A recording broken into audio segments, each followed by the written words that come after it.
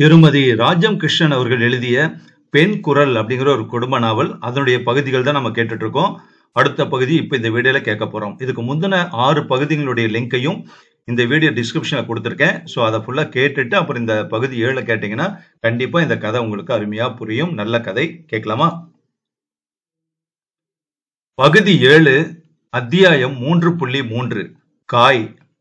மறுநாள் காலை வாசல் தோட்டத்து காம்பவுண்டில் துணிகளை பிழிந்து நான் உலர்த்தி கொண்டிருந்தேன். மூர்த்தி சைக்கிளை சார்த்திவிட்டு உள்ளே வந்தான். அவர்கள் இதற்குள் எங்கோ போய்விட மாட்டார்கள் என்று வந்தேன். இருக்கிறார்கள் அல்லவா என்று கேட்டான் அவன். என்னிடம் பாட்டியின் சூடு இன்னும் என் உள்ளத்தில் பச்சையாகவே இருந்தது. எனவே இருக்கிறார்கள் என்ற பாவனையில் தலையை மட்டும் ஆட்டினேன். அவன் உள்ளே சென்றான். சற்றைக்கெல்லாம் அறையில் ஏதோ வேலையாக இருந்த என்னை மூர்த்தி சுசீலா என்று வந்து கூப்பிட்டான். இது ஏதடா சங்கடம் என்று எண்ணிக்கொண்ட நான் என்ன என்று கேட்டவாறு திரும்பினேன். என் கணவரும் அருகில் நின்றார். நான் சொல்லவில்லையா நேற்று, இன்று என்ன திட்டம் போட்டிருக்கிறார் தெரியுமா என்று கேட்டுவிட்டு அவன் சிரித்தான். அவரும் புன்னகை முகத்துடன் தான் மௌனம் சாதித்துக் கொண்டிருந்தார். என்றாலும் முன்பு போல் அவர் விழிகள் என் உள்ளத்தை ஊடுருவி பார்க்கவில்லை. அவர் புன்னகையிலே இயற்கையான ஜீவன் இருந்ததாகவே எனக்கு படவில்லை. மூர்த்தியின் கேள்வியில் மகிழ்ச்சி தாங்காமல் அகம் மலர்ந்து விடவில்லை எனக்கு. என்ன திட்டமாம் என்றே நான் பல்லை கடித்துக் கொண்டு. எங்கள் இருவருக்கும் ஏதோ மனவேற்றுமை இருக்கிறது என்பதை எங்கள் பாவனை அவனுக்கு புலப்படுத்தியே இருக்கும். நான் என்ன செய்வேன்? அகத்தின் நிலையை முற்றும் மறைத்துக் கொண்டு நடிக்க எனக்கு தெரியவில்லையே. என்னதான் நான் முயன்றாலும் அனுதாபம் கிடைக்கும் சமயங்களில் கட்டுக்கு மீறி சாயையை தெரிவித்து விடுகிறதே என் முகபாவம். பார்த்தாயா மூர்த்தி, எனக்கு தெரியும் நான் வந்து அழைத்தால் அவள் வரமாட்டாள் என்று. அதனாலேயே அவள் வழியில் குறுக்கிட வேண்டாம் என்று நான் நேற்று பேசாமல் போனேன் என்றார் அவர். இந்த வார்த்தைகளில் எத்தனையோ அர்த்தம் பொதிந்து கிடக்கிறது என்பது எனக்குத்தானே தெரியும். நீங்கள் கூப்பிட்டீர்கள், நான் வரவில்லை. எப்படியும் குழந்தையை பார்த்துக் கொள்ள ஒருவர் இருக்க வேண்டும். மன்னிக்கு அப்புறம் எப்போது சமயம் வைக்குமோ? எனக்கு அப்படியா? நாளைக்கே ஹேமாவுக்கு கல்யாணம் என்றால் வருவேன். பிரமேயம் இருக்கிறது, அப்போது பார்த்து கொள்ளலாம் என்றுதான் விட்டு கொடுத்தேன் என்று மனத்தாங்கள் எதுவும் இல்லாதவள் போல நான் சாதாரணமாக பதில் கூறினேன். என்றாலும் அவருடைய வார்த்தைகள் எனக்கு உள்ள அர்த்தத்தை அறிவுறுத்தியதை போல அவருக்கு சுரீர் என்று அவருடைய மதனி என்னை பாவிக்கும் விதத்தை அறிவுறுத்தி இருக்க வேண்டும். நாங்கள் ஏதோ குட்டி சண்டை போட்டுக்கொண்டு முகத்தை தூக்கி கொண்டிருக்கிறோம் என்று மூர்த்தி நினைத்திருக்கிறான் போலும். எங்கள் மனத்தாங்களை தீர்த்து சமாதானம் செய்து கொள்ளும் பெருமை முகத்தில் கொப்பளிக்க அவன் கூறினான். என்ன சுசீலா, அதுக்குள்ள நீ இப்படி பிரமாதமா சண்டை போடுறிய அவர்கிட்ட? என்னை நோக்கி கேட்டுவிட்டு அவரிடம் கூறினான். போனால் போகட்டும், இன்று பகல் கிளம்பி நீங்கள் மட்டும் சுசியை அழைத்துக் கொண்டு ஊரை ஒரு சுற்று சுற்றி காட்டுங்களேன். அப்புறம் அணைக்கட்டுக்கும் போக நேரம் இருக்கும் என்றான். எதிலும் பட்டுக்கொள்ளாதவர் போல எனக்கென்ன, நான் எப்போதும் ரெடிதான் என்று ஒப்புக்கொண்டார் அவர். மூர்த்தியிடம் நான் நீங்களும் வருவீர்கள் அல்லவா என்று கேட்டேன். ஏதோ யோசியாமல் கேட்டுவிட்டேன், அவ்வளவுதான். வெகு அழகுதான். காசிக்கு போயும் கர்மம் விடவில்லை என்பது போல அவர் குறைப்பட்டுக் கொள்ள வேண்டுமா? நேற்றே தனியாக போக வேண்டும் என்று திட்டமிட்டுக் கொண்டு பேசாமல் இருந்திருக்கிறார். இப்போது நான் எதற்கு என்று கபடமற்ற குழந்தை போல அவன் நகைத்தான். நீ வந்தால்தான் பொழுது போகும், இன்னும் ரசனையாக இருக்கும். நீயும் வா அப்பா, சுணங்கி விடாதே. ஹேமாவையும் கூப்பிட்டு வருகிறேன் என்று அர்த்த புஷ்டியுடன் அவனை பார்த்து புன்னகை செய்தார் அவர். மேகங்களால் மறைக்கப்பட்ட சூரியனை போல் ஒரே வினாடியில் ஒளி குன்றிய அவனை நான் கவனித்துக் கொண்டிருக்கையிலேயே அங்கு ஹேமா வந்தாள். என்ன 3 பேரும் இங்கே தனியா ரகசிய கூட்டம் நடத்துகிறீர்கள், நானும் பங்கு கொள்ளலாமா இதில் என்று கேட்டவாறு அங்கே நின்றாள். பங்கு கொள்ளலாமா என்றா கேட்கிறாய்? உன்னை பற்றித்தான் பேசிக் கொண்டிருந்தோம் என்று என் கணவர் முடிக்கும் முன் அவள், ஓஹோ, தனிமையில் என் மண்டையை போட்டு உருட்டி கொண்டிருந்தீர்களாக்கும். இந்த மூர்த்திக்கு எல்லோரிடமும் என் மண்டையை போட்டு உருட்டாமல் போனால் பொழுதே போகாது. என்னை பற்றி என்ன சொல்லுகிறான் என்று நாளைக்கு கணவனாக வரப்போகும் அவனை அவள் வலுச்சண்டைக்கு இழுத்தாள். பார்த்தீர்களா, நான் பாட்டுக்கு தெய்வமே என்று கிடக்கிறேன். என்னை குற்றம் சொல்வதை தவிர வேறு எதுவுமே அவளுக்கு பேச தெரியாது என்றான் மூர்த்தி. அடடா, இப்போதே நீங்கள் உப்புக்கு உதவாததற்கெல்லாம் வலுச்சண்டை போடுகிறீர்களே என்று கடகடவென்று ஒலிக்க நகைத்த என் கணவர், என்ன ஹேமா, இன்று பிருந்தாவனம் போகலாமா? நீ இல்லாமல் மூர்த்தி வரமாட்டானாம் என்று அழைத்தார். ஐயோ, என்னால் இன்று பிருந்தாவனத்துக்கும் வர முடியாது, கோகுலத்துக்கும் வர முடியாது. டென்னிஸ் மேட்ச் இருக்கு இன்று, செமிஃபைனல்ஸ், நான் ஆட வேண்டும் என்று நாசுக்காக தோளை அசக்கிய ஹேமாவின் சாட்டின் சோழிக்கு மேல் பட்டும் படாமலும் நின்றிருந்த நைலான் புடவை தோள்பட்டையை விட்டு நழுவியது. போக வேண்டும் நான், பத்மினி காத்து கொண்டிருப்பாள் என்று உடலை ஒரு குலுக்கு குலுக்கிவிட்டு அவள் டக் டக் என்று பாதரட்சி ஒலிக்க மச்சுப்படியில் இறங்கிச் சென்றாள். மூர்த்தி பேசவே இல்லை. முகம் கருக்க ஏதோ யோசனையில் ஆழ்ந்தவனைப் போல நின்றான் மூர்த்தி. அவன் தோளை பிடித்து அவர் குலுக்கினார்.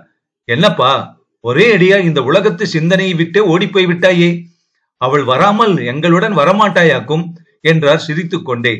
அவன் உடனே சமாளித்துக் கொண்டவனாக, உங்களுக்கு எதுவும் இடைஞ்சல் இல்லை என்றால் நான் வருகிறேன் என்றான். பட்டு, அத்தை, பாட்டி எல்லோரும் பிரமித்து நிற்கும்படி நான் அவருடன் காரில் ஏறிக்கொண்டேன். பின்புற ஆசனத்தில் மூர்த்தி அமர்ந்து கொண்டு ஒவ்வொரு கட்டிடத்தையும் இது இன்னது அது இன்னது என்று சொல்லிக்கொண்டே வந்தான். முதலாக அவர் அருகில் அமர்ந்து கொண்டு அழகு வாய்ந்த அவ்வூரின் விசாலமான வீதிகளில் உல்லாச பவனி வரும் எனக்கு ஏனோ மனம் விம்மவில்லை. வாழ்வின் முதல் படியில் காலை எடுத்து வைக்கும் போது ஒன்றன் பின் ஒன்றாக அந்த ஏமாற்றங்கள் நிகழ்ந்திராமல் போனால் அப்போது எனக்கு மேக மண்டலத்திலே சஞ்சரிப்பதை போலல்லவா இன்பம் கொடுக்கும். இப்போதே அவர் உள்ளத்தை வலுவிலே சென்று இடித்து பார்க்க எனக்கு பயமாக இருந்தது. கற்பாரை கொண்டு மூடப்பெற்றிருக்கும் இருள் குகையாக இருந்தால் நான் இடித்துத்தான் என்ன பயன்? வீணாக இருதயம் வலிக்கும். இருளைக் கண்டு இன்னும் துயருண்டாகும். அதற்கு இந்த ஊசலாடும் நிலையே மேலானதல்லவா? அவர் என்னுடன் தனிமையை இன்னும் விளைந்து விரும்பவில்லை என்பது கண்கூடாக தெரிகிறதே. அம்மாவின் அபிப்பிராயத்தை ஒட்டி நானே ஆத்திரப்பட்டு தவறு செய்தேன் என்று அவர் நினைக்கிறாரா? என்னை மன்னித்து விடுங்கள், அறியாமல் தவறு செய்து விட்டேன் என்று அவர் காலில் போய் நான் விழ வேண்டும் என்று எதிர்பார்க்கிறாரா? இதற்கு என் பெண்மை இடம் கொடுக்க மறுத்தது. ஆண்மைக்கு அத்தனை அகம்பாவமும் அழுத்தமும் இருக்குமானால் நான் எவ்விதத்திலும் நடந்து கொண்டது சரியே என்று எண்ணிக்கொண்டிருக்கும் போது வீணே ஏன் சரணாகதி அடைய வேண்டும்? என் சுதந்திரத்திலும் சுக சௌரியங்களிலும் சற்றும் அக்கறை கொள்ளாத அவரிடம் நான் உணர்ச்சி வசப்பட்டு சரணாகதி அடைந்து விட்டேனானால் இன்னமும் அவர் ஆணவத்திற்கு உரம் கண்டுவிடுமன்றோ? அவர் கை பொம்மையாக ஆகும் அந்த நிலைக்கு நான் சற்றும் இடம் கொடுக்க கூடாது. வெளியே என் பார்வையை செலுத்தினேன். அணைக்கட்டின் வாயிலில் கொண்டு வந்து வண்டியை நிறுத்திய அவர், உள்ளே நடந்து செல்லலாமா அல்லது காரிலேயே போய்விடலாமா என்று கேட்டார். நடக்கலாமே, என்ன சுசீலா, காரிலே போவது எனக்கு அவ்வளவு சுகமாக தோன்றவில்லை என்று கூறினான் மூர்த்தி. ஓ, அப்படியென்றால் நடக்கலாம் என்று கூறியவாறே நானும் இறங்கினேன். மூவரும் அணைக்கட்டின் மீது நடந்தோம். அளவு கடந்த ஆர்வத்துடன் தன் நாயகனை சேர விளைந்து ஓடிவரும் நங்கை காவேரியை மனித சக்தியும் மலையின் பலமும் சேர்ந்து குறுக்கே மறித்து தடுத்தன. ஆத்திரம் தாழாத அணங்கு ஒருபுறம் அகம் விம்ம, முகம் துடிக்க, வானத்தையும் வையத்தையும் ஒன்று சேர்த்து விடுபவள் போல விரிந்து பறந்து நின்றாள் காவேரி. அப்படியே முழுக்கவும் மடங்கி இருப்பதால் கற்புக்கரசி கண்ணகியின் கோபத்தைப் போல காவேரியின் சீற்றமும் வையத்தையே அழித்துவிடும் போல எனக்கு தோன்றியது. இப்படி அறிந்துதான் கண்ணறைகள் விட்டிருந்தார்கள் போலும். கொஞ்சமேனும் தப்ப வழி கிடைத்ததே என்று எத்தனை மகிழ்ச்சி அவளுக்கு! தன் முழு பலத்தையும் பிரயோகித்து ஆவேசம் கொண்டவளாக இன்னும் நீள நெடு வழியை மனதிலே எண்ணி ஆழி இறைவனை கலக்க விரைந்தாள். காதலின் கொந்தளிப்பையும் ஆவலின் துடிப்பையும் மகிழ்ச்சியின் ஆரவாரத்தையும் ஒருங்கே கண்ட நான் என்னை மறந்தவளாக நின்றுவிட்டேன். நடுவே கார்கள் போயின, மனிதர்கள் சென்றார்கள். மூர்த்தி அவரிடம் என்னவோ விளக்கிக் கொண்டு நடந்தான். எதுவும் என் கவனத்தில் நிற்கவில்லை. அக்கம் பக்கம் பார்க்கும்போது காவிரி மங்கையின் குமுறும் உள்ளத்தை இதமாக அணைத்து ஆறுதல் கூற வேண்டும் போல என் இருதயம் எழும்பியது. அவளுடைய துடிக்கும் அலைகளை என் கைகளால் தொட்டு பார்க்க வேண்டும் போல இருந்தது.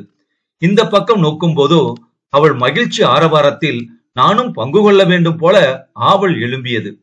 அவள் செல்லும் வழியிலே உற்ற தோழியாக ஓட வேண்டும் போல ஆசை கிளம்பியது. என்னை விட்டு பேசிக்கொண்டே வெகு தூரம் சென்று விட்ட மூர்த்தியும் என் கணவரும் திரும்பி பார்த்திருக்கிறார்கள். சுசீலா, சுசீலா என்று அவர்கள் கத்தியது எனக்கு காதில் விழவில்லை.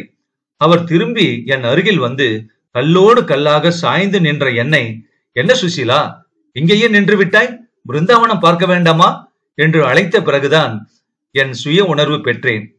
படிக்கட்டுகளின் வழியாக அணைக்கும் கீழே இறங்கிய போது உண்மையாகவே எனக்கு பூ உலகை விட்டு எங்கோ வந்து விட்டதாக தோன்றியது. கண்களை பறிக்கும் வர்ண விளக்குகளின் ஒளியிலே காவேரி எப்படியெல்லாம் திகழ்ந்தாள்! ஒரு புறத்திலே தோகை மயிலை போல சிவப்பும் நீளமுமாக ஒளிவிட்டு கொண்டு ஆடினாள். இன்னொரு புறத்திலே அன்னமென நடந்து சென்றாள். மற்றொரு புறத்தில் பட்டாடைகளை பூண்டு கொலுவிருக்கும் அரசி என திகழ்ந்தாள். பிரிதொரு பக்கம் சலசலவென இனிய சங்கீதம் பாடி மக்களை மகிழ்வித்தாள். பல வண்ண பூக்கள் நிறைந்த சோலையிலே ஒளிப்பிளம்புக்கு முன் தோழிமார்கள் சிலரை சேர்த்து கொண்டு ஆடி குதூகலித்தாள். அவள் ஆடும் இடத்திலே எனக்கும் இவ்வுலகின் இன்னல்களையெல்லாம் மறந்து ஆட ஆசை உண்டாயிற்று. அவள் நடைபயிலும் இடத்திலே அந்த அழகையே பார்த்து கொண்டு ஆயுள் முழுவதும் கழித்து விடலாம் என்று தோன்றியது. வண்ண மலர் சோலையிலே அவள் தோழிகளுடன் கூடி கழிப்பதை கண்டதும் நானும் ஒரு நீரூற்றாகி அவள் தோழிமார்களில் ஒருத்தியாக விட மாட்டேனா என்று மனம் துடித்தது. அவள் கொலுவீட்டிருக்கும் போது சாமரம் வீசும் பனிப்பெண் போல் திகழும் நீரூற்றாக இருக்கும் பாக்கியமாவது எனக்கு கிடைத்திருக்கலாகாதா என்ற ஏக்கம் உண்டாயிற்று எனக்கு. நங்கையின் களிக்கூடத்தை அலங்கரித்த விளக்குகளுக்குத்தான் எத்தனை பெருமை, எத்தனை பூரிப்பு! வான மண்டலத்தை அழகு செய்த நட்சத்திரங்களை கண்டும் வெட்கமுறாமல் எங்களுக்கு சமமாவீர்களா நீங்கள் என்று பெருமிதத்துடன் கேட்பது போல் மின்னின. மக்களை மகிழ்விக்கும் மங்கைக்கு களைப்பு ஏற்படாமல் இருக்கும் பொருட்டோ என்னவோ வாயுதேவன் தன் குளுமையான கரங்களால் விசிறியபடி இருந்தான். வாய் ஓயாமல் எதையெதையோ அவரிடம் விளக்கி கொண்டு வந்த மூர்த்தியாகட்டும் இல்லை அவராகட்டும் என்னை கவனிக்கவே இல்லை. கொலு மண்டபம் போல் மின் விளக்குகளால் அலங்கரிக்கப்பட்டிருந்த மண்டப தண்டை வந்த பின்தான் அவர்களும் என்னை கவனித்தார்கள். நானும் இரண்டாவது முறையாக என் நினைவுக்கு வந்தேன். என்ன இது, நான் பாட்டுக்கு வளவள என்று பேசிக்கொண்டே வந்திருக்கிறேன், உங்களை மறந்துவிட்டு. என்ன சுசீலா, இவன் ஏதடா இது சலசலவென்று குறுக்கிட்டு விட்டான் என்று சபித்துக் கொண்டிருக்கிறாயா என்று என்னை கேட்டான் மூர்த்தி. அப்படியெல்லாம் ஒன்றுமில்லை. இங்கு வந்ததுமே எனக்கு பூலோகத்தில் இருந்து வேறு எங்கோ தவறி வந்து விட்டதை போல பிரமை தட்டிவிட்டது.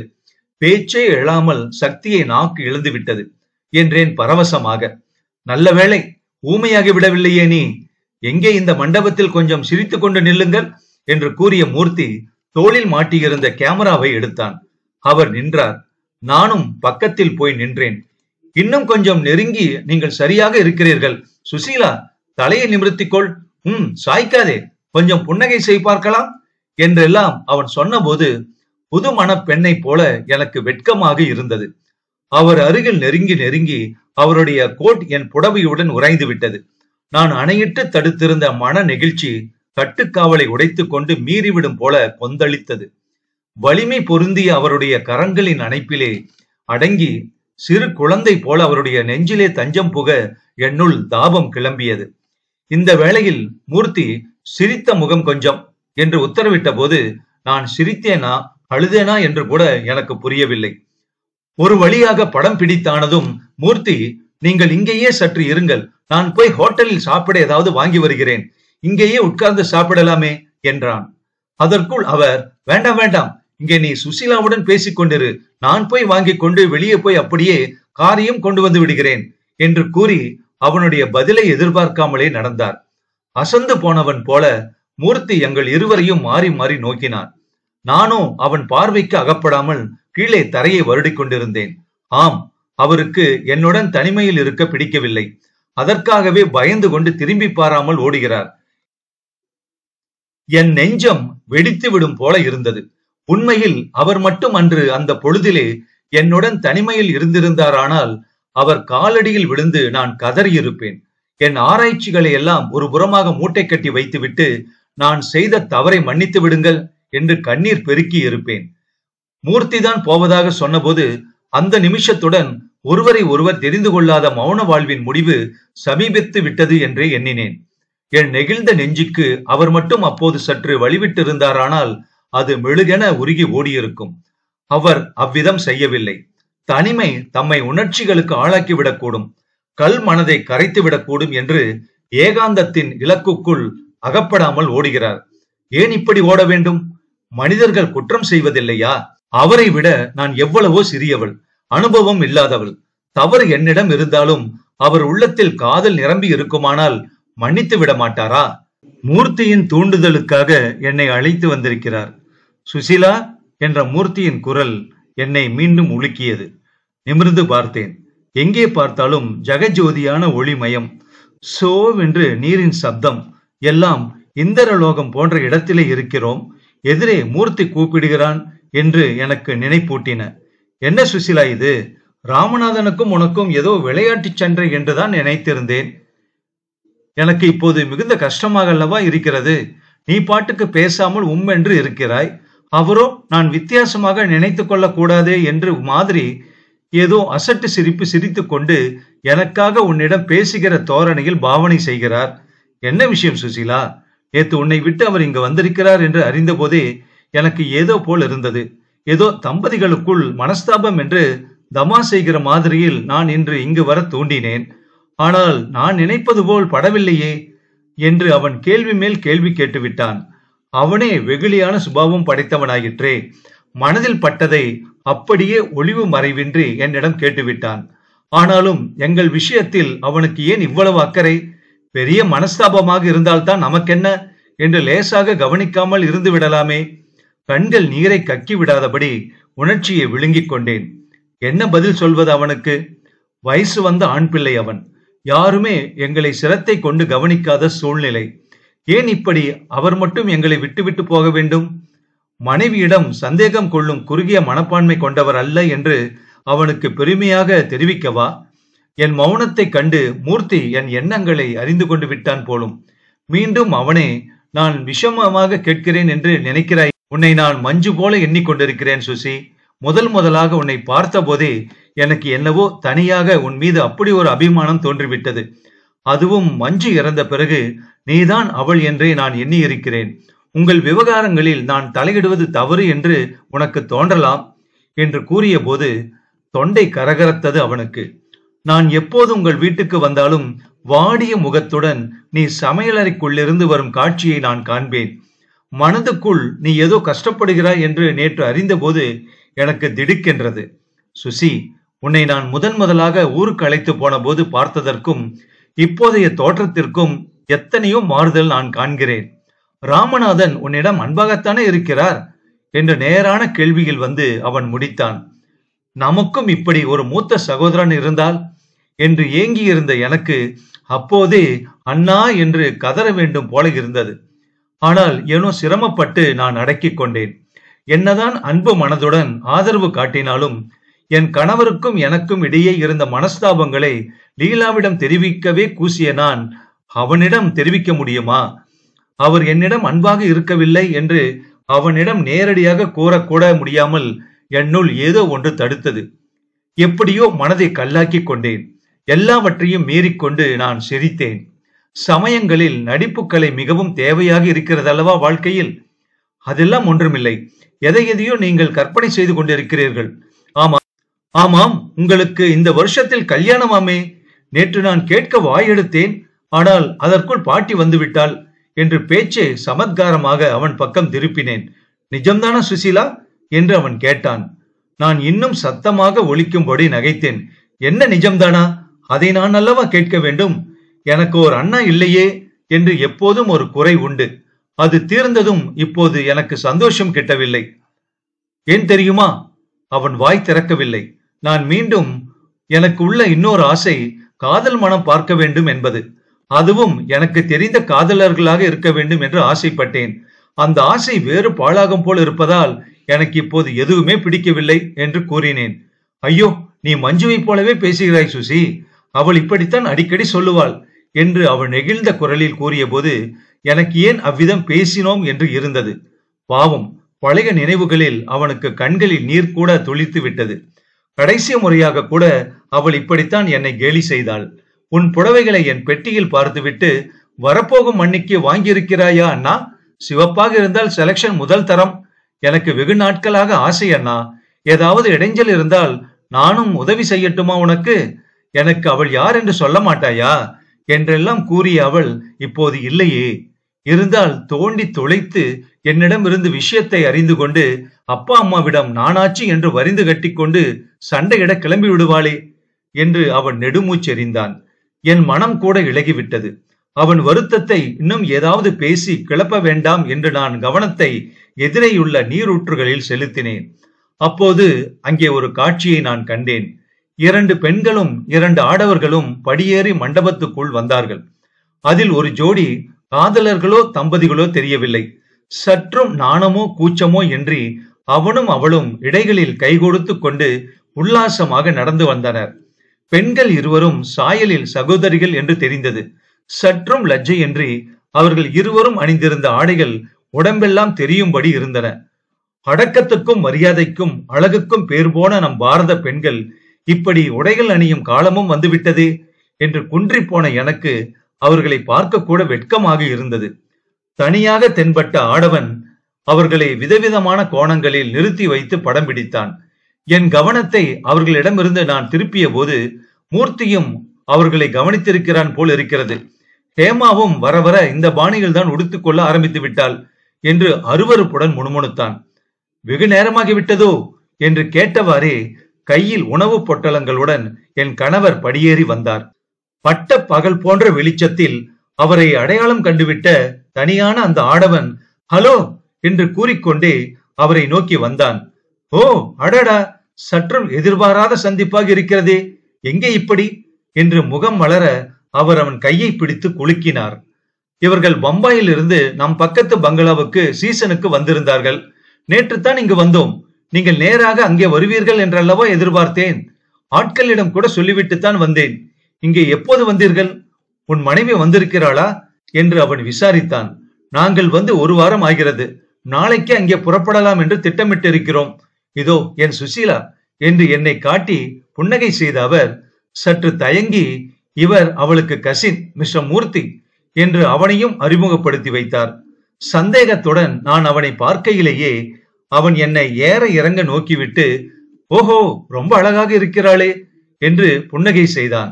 உடனே நினைவு வந்தவர் போல மூர்த்தியிடம் என் கணவர், மூர்த்தி இவர்தான் மிஸ்டர் வரதன், லீலாவை கைபிடிக்க காத்திருக்கும் வரதன் என்று சற்று அழுத்தமாகவே கூறி நகைத்தார். அத்தியாயம் 3.4 காய். கானகத்தின் இடையே வளைந்து வளைந்து செல்லும் பாதையில் கார் வரும்போது நான் தலை சுற்றலால் கண்களையே திறக்கவில்லை. நாங்கள் உதகமண்டலத்தை வந்தடையும் சமயம் இரவு 10 மணிக்கு மேல் இருக்கும். அழுத்து ஓய்ந்து போயிருந்த நான் வந்து படுத்ததுதான் தாமதம். அப்படியே கண் அயர்ந்து விட்டேன். காலையிலே எழுந்து வெளியே நோக்கிய போதுதான் அதன் அழகும் சாந்தமும் ஒளியும் தன் கருணை முகத்தை காட்டி புன்னகை புரியும் இயற்கை அன்னையின் மடியிலே நான் வந்திருக்கிறேன் என்பதை நான் உணர்ந்து கொண்டேன். கதிரவனின் ஒளியிலே வைரம் இழைத்தார் போன்று பனி திவளைகளால் மூடப்பட்டு மின்னிய பசும் புல் தரை, மனிதனுடைய கைகள் கொண்டு வெட்டி விடப்பட்டவை போல அழகாக வரைந்து நின்ற கோபுர விருட்சங்கள், பள்ளங்களிலும் மேடுகளிலும் அங்கொன்றும் இங்கொன்றுமாக வாரி இறைத்தார் போன்று காணப்பட்ட வீடுகள், மங்கையொருத்தி தன்னுடைய கூந்தலை மலர்ச்சரங்களுக்கிடையே வளைத்து வளைத்து சுற்றி கட்டி இருப்பதை போல மலைகளை சுற்றி வளைந்தும் நெளிந்தும் செல்லும் தார் ரஸ்தாக்கள் எல்லாம் நாங்கள் இறங்கி இருந்த வரதனுடைய பங்களாவில் இருந்து கண்கவரும் காட்சிகளாக தென்பட்டன. வாசலிலே தோட்டத்தில் வண்ண வண்ண மலர்களை தாங்கிய செடிகளும் கொடிகளும் மனதிலே புத்தொழியை பரப்பின. தோற்றத்திலே அவ்வளவு பெரிதாக இல்லாது போனாலும் வீடு முழுவதும் சோஃபாக்களும் மேஜைகளும் நிலை கண்ணாடிகளுமாக மேல்நாட்டு பாணியிலே அலங்கரிக்கப்பட்டிருந்தது. கீழே கால் வைத்தால் ஓசைப்படாத மெத்தென்ற விரிப்புகள், அலங்கார ஜாடிகளில் அழகழகாக செருகி வைத்திருந்த பூங்கொத்து, மாசு மறுவற்று பளபளக்கும் ஸ்தான அறைகள் எல்லாம் எனக்கு எங்கோ ஒவ்வாத இடத்தில், நான் நடக்கவே கூசும் இடத்தில் வந்திருப்பதாக அறிவுறுத்தி கொண்டிருந்தன. வரதன் எம்ஏ என்ற பலகையை தாங்கி நிற்கும் ராஜபோக மாளிகை, பளபளக்கும் புது கார், ஆடம்பர வாழ்க்கை எல்லாவற்றையும் லீலாவுக்கு சொந்தமாக்கி விட பெரியவர்கள் நிச்சயித்திருப்பது பார்ப்பதற்கு தவறாக இல்லை. ஏன் வரதனுக்கு மட்டும்தான் என்ன குறைவு? சுக வாழ்வை காண்பிக்கும் சற்றே தடித்த உடற்கட்டு, சோபை பெற்ற சிவந்த மேனி, எப்போதும் கலகலவென்று சிரித்துக் கொண்டே இருக்கும் சுபாவம் எல்லாம் அவனை லீலாவுக்கு தகுதியற்றவன் என்று கூற முடியாமல் செய்தன. ஆனால் புனிதமான காதல் உணர்ச்சியில் பண்பட்ட இதயத்துக்கு எப்பேற்பட்ட அமரலோக வாழ்வும் துச்சம்தானே. லீலாவை குற்றம் கூறுவதற்கு இடமே இல்லை. லீலாவை கைபிடிக்க காத்திருக்கும் வரதன் என்று என் கணவர் கூறி நகைத்த போது மூர்த்தியின் உள்ளத்திலே ஏற்பட்ட அதிர்ச்சியை நான் எப்படி கண்டுகொள்ளாமல் இருக்க முடியும்? ஒரு வினாடி தூக்கி வாரி போட்டது போல அவன் திடுக்கிட்டு போய்விட்டான். அப்புறம் எப்படியோ சமாளித்துக் கொண்டான் என்றாலும் வரும்போது அவனிடம் காணப்பட்ட உற்சாகம், கலகலப்பு எல்லாம் அப்படியே குன்றி போய் விட்டன. மூர்த்தி உள்ளதை உள்ளபடி கள்ளமில்லாமல் கூறும் வெகுளிதான் என்றாலும் இந்த வரதன் என் முன்னாலேயே ரொம்ப அழகாக இருக்கிறாளே என்று கூறியது என் மனசுக்கு பொருந்தவே இல்லை. அன்று லீலா அவர் முன் என்னை எப்படியெல்லாமோ வர்ணித்தாள். ஆனால் அவள் என்னை போல் ஒரு பெண். எனக்கு உவப்பாக இருந்தது. மூர்த்தி என்னுடன் சகஜமாக அளவலாவினான் என்றாலும் அந்த பாணி எனக்கு குற்றமில்லாததாகவே தொனித்தது. அதுவும் அவன் சமய சந்தர்ப்பம் அறிந்து மரியாதையாக பழகுவான். என் மாமியார், பட்டு எல்லோரும் இருக்கும் சமயம் அவன் வீட்டுக்கு வருவானே, என்ன சுசீலா என்று கேட்டுக்கொண்டு தடதடவென்று வரமாட்டான். போகும்போது மட்டும் நான் வரட்டுமா என்று வாசற்படி அண்டை நின்று கேட்டுவிட்டு போவான். இப்படி பழகியதில் அவன் எனக்கு அந்நியன் என்ற கூச்சம் மனதில் ஏற்படவே இல்லை. அவன் கூறியது போல் சகோதரன் மாதிரி பாவித்த எனக்கு நாளடைவில் வேடிக்கையாக பேசவும் கேலி செய்யவும் கூட சகஜபாவம் வளர்ந்து விட்டது. இப்போது வரதன், என்ன சுசீலா அதற்குள் எழுந்து விட்டாயே என்று எடுத்த எடுப்பில் கேட்டுக்கொண்டு வந்தது எனக்கு ஒரு மாதிரியாகவே இருந்தது. ஒன்றும் பேசாமல் உள்ளே ஓடிவிட்டேன். வீட்டிலே யாரும் என்னை பிரத்யேகமாக கவனிக்காவிட்டால் கூட அவன் விடமாட்டேன் போல இருந்தது. என்னை பற்றி ஏதாவது கேட்டு அவர்கள் சம்பாஷணைக்குள் என்னை இழுத்து விட்டான். அடிக்கொரு தடவை அவர் முதுகில் 2 சொட்டு கொடுத்து, என்னப்பா ராமு, உன் மிஸ்ஸஸ் நீ கவனிக்கவே மாட்ட போல இருக்கே என்று வேறு கேட்டு என் வயிற்றெரிச்சலை கிளப்பினான். நான் என்ன அவளை கவனிப்பது, அவள் அல்லவா என்னை கவனிக்க வேண்டும் என்று என்னை பார்க்காமலேயே அவர் அசட்டு சிரிப்பு சிரித்து வைத்தார். வந்த முதல் நாள் காலை எல்லோருமே ஊர் சுற்ற கிளம்பினோம். எங்கெல்லாமோ சுற்றிவிட்டு நகரின் உல்லாச நந்தவனத்திற்கு வந்தோம். வாயிலில் காரை விட்டு இறங்கி உள்ளே 10 அடி கூட நடந்திருக்க மாட்டோம். நளினி எதற்கோ பிடிவாதம் பிடித்து தொம் தொம் என்று குதித்து அழுதாள். கைக்குழந்தை வேறு பசியோ தூக்கமோ கையிலே பிடிபடாமல் கத்தியது. நளினியின் முதுகில் 2 அறை வைத்த பட்டு, சுசீலா இந்த 2ஐயும் கொஞ்சம் வீட்டுக்கு கூட்டிட்டு போய முன்னாடியே, இந்த லட்சணத்துக்கு தான் நான் இதுங்களை அழைச்சுக்கிட்டு எங்கேயும் புறப்படுறதே இல்லை என்றாள். முன்னால் வரதனுடன் பேசி சென்ற அவர் என்னை கவனித்தாரோ இல்லையோ, நான் திரும்பியே பார்க்காமல் 2 குழந்தைகளையும் அழைத்து கொண்டு வரதனுடைய வண்டியில் ஏறி வீடு வந்து சேர்ந்தேன். வெளியே கிளம்பி அவமானப்படுவதை காட்டிலும் இனிமேல் வீட்டுடனேயே இருந்து விடுவது மேல் என்றும் தீர்மானித்துக் கொண்டேன்.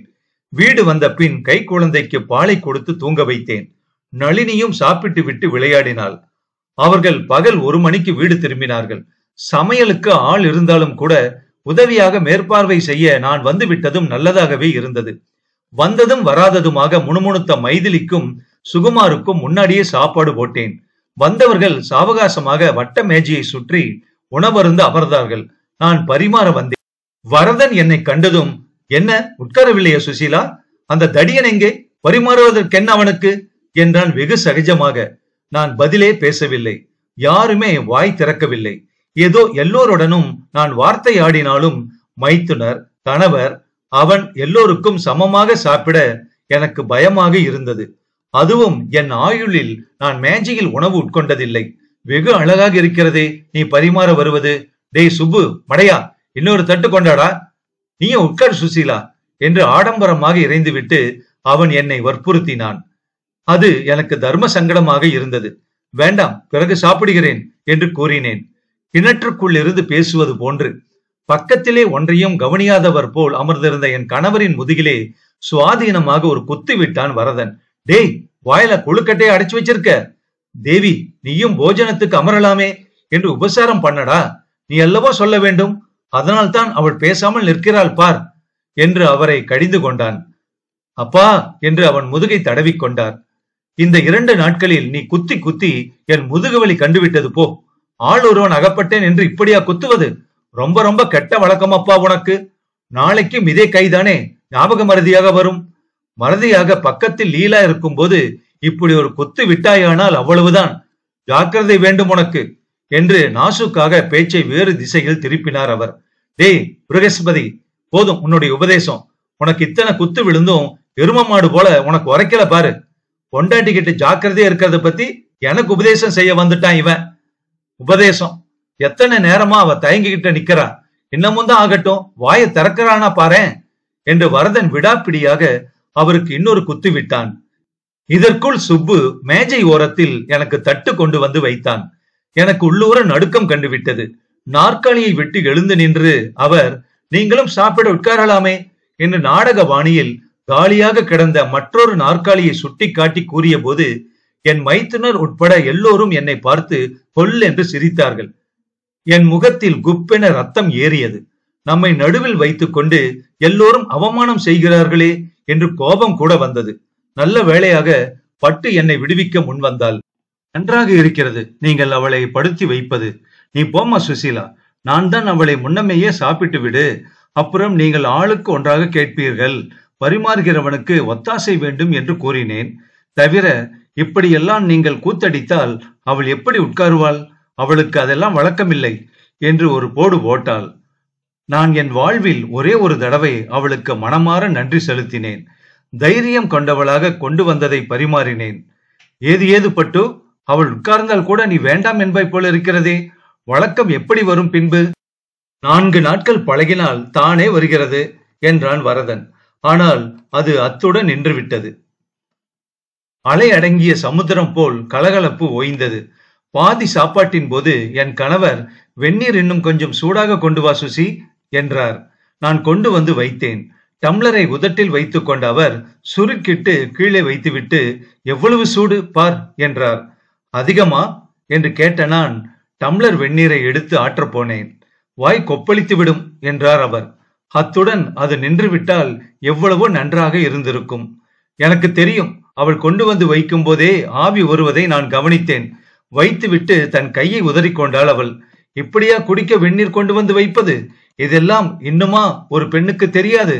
அப்படியே தூக்கி குடிப்பவர்களாக இருந்தால், வாயில் விட்டு கொண்டிருந்தால் என்ன ஆகியிருக்கும் என்று கேட்ட பட்டு என்னை முறைத்து பார்த்தாள். இதை என்னால் பொறுக்க முடியவில்லை. அவர் கேட்டார், நான் பதில் கூறினேன். சூடு அதிகம் என்று அவர் என்னை கோபிக்கலாம், அடிக்கவும் அடித்திருக்கலாம். எனக்கு சுருக்கென்று தைக்காது. இவள் ஏன் குறுக்கே வந்து விழ வேண்டும்? நான் வேண்டுமென்று செய்வேனா? அவருக்கு நாக்கு புண்ணானால் எனக்கு அந்த பொறுப்பு இல்லையா என்ன? நான் எந்த வேலை செய்தாலும் குற்றம் கூறுவது அவளுடைய வழக்கம்தான். ஒவ்வொரு நாளும் என் மாமியாருக்கும் அவளுக்கும் உணவு பரிமாறும் போது கலாச்சாலை பரீட்சை போல எனக்கு நெஞ்சம் அடித்து கொள்ளும். எத்தனை பயந்து பயந்து செய்தாலும் அவர்கள் கடுகு வெடிக்கவில்லை, உளுத்தம் பருப்பு தீயவில்லை, கஞ்சி வடியவில்லை என்று ஏதாவது சொல்லாமல் இலையை விட்டு எழுந்திருக்கவே மாட்டார். 1000 புருஷர்களுக்கு அன்னம் படைத்து விடலாம். சர்வாதிகார மனப்பான்மை கொண்ட 2 பெண்களை சமாளிப்பது மிக மிக கஷ்டம். இத்தகைய அவர்கள் வழக்கத்தால் என் மனம் காய்ந்துதான் போகிறது. என்றாலும் இன்று வந்த இடத்தில் என்னை அவர்களுக்கு சமமாக மதிக்கும் வரதனுக்கு முன்னிலையில் என் கணவரையும் வைத்துக் கொண்டு அவர் கடுகெடுக்காத போது வலிய அவள் குற்றம் கூறியதை என்னால் சகிக்க முடியவில்லை. நான் வெந்நீரை கொண்டு வந்து வைத்துவிட்டு என் கையை உதறிக்கொண்டேனா? நாக்கு பொத்து போகும்படியாகவா இருக்கிறது? இதோ தொட்டு பாருங்கள். அவருக்கு வாய் வெந்து போக வேண்டும் என்று நான் காரியம் செய்ததைப் போலவே பேசுகிறீர்களே. உங்களுக்கு இருக்கும் பொறுப்பு எனக்கில்லையா?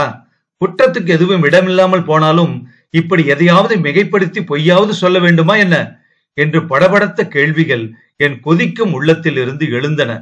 இத்தகைய வார்த்தைகளை நான் கேட்க அவள் பொறுப்பாளா?